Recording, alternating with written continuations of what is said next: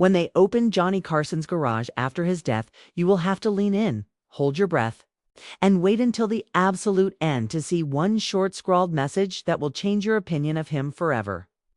So get ready and take a deep breath. A sleek car with a velvety gray cover that hides stories in the lines. There's the first to be touched with the fingertips, appears when the door opens and the dust swirls. Next to it, neat rows of used tools hang on a pegboard, each in its proper place. The wrenches gather a fine sheen, the screwdrivers stand like tiny soldiers, and a single shop cloth is folded periodically, as if even the chaos had to be tidy around him. On a shelf, someone had stacked old cue cards that were strung with thread. The cards featured minor notes like pause, smile, and soft browned edges. Red pencil lines in the corners, and a few crossed-out jokes that made you smile just by looking at the layout.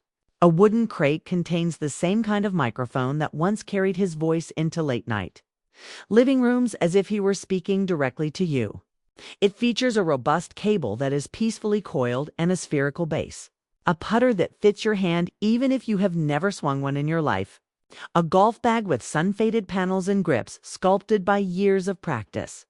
And a variety of golf tees dumped into a little glass jar that once housed nails are all arranged against the wall. By the workbench is a weathered leather magician's case with a brass latch that requires cautious opening.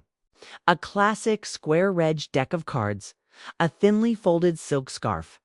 A wand with paint rubbed off near the handle. And white gloves all serve as a delicate reminder of the youngster who once called himself an outstanding magician before he became the silky voice of night. As if they were waiting for their time, framed images lean against a wall rather than on it. A shot of a stage light haze with a small person at the desk. Head down over a blue card. A brief embrace with a visitor. An open smile with half-closed eyes. And friends laughing in between shoots. In an adjacent garment bag hangs a gray suit, the kind with a silent fabric that never yells. A simple pocket square that has been folded like a secret is inside the bag. There are reels in flat metal tins with marker labels that don't have grand titles, simply dates and a single line of text. The delicate scent of the tins, a blend of aged paper and film, takes you to an unknown location. A small stool with one leg nicked, a coffee mug with a tiny chip on the rim, and a pile of soft-covered notebooks filled with short lines, thoughts, one-liners, questions, and the rhythm of a mind that valued the exact weight of words are all evident.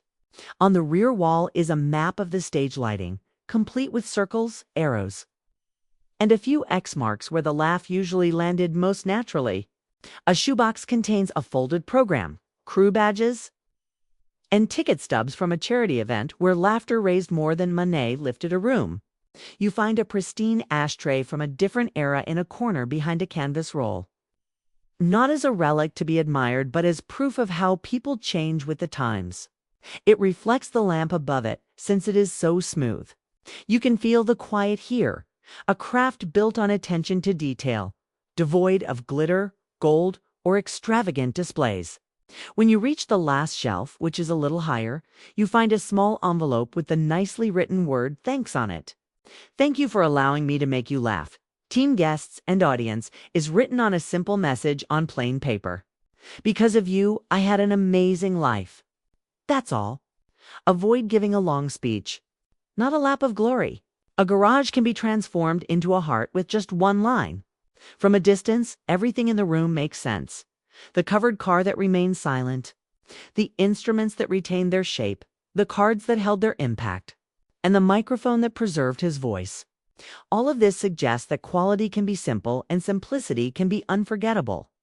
To ensure you don't miss the next story we bring to life, please subscribe to receive updates, like this video, and leave a comment with the one thing that most affected you.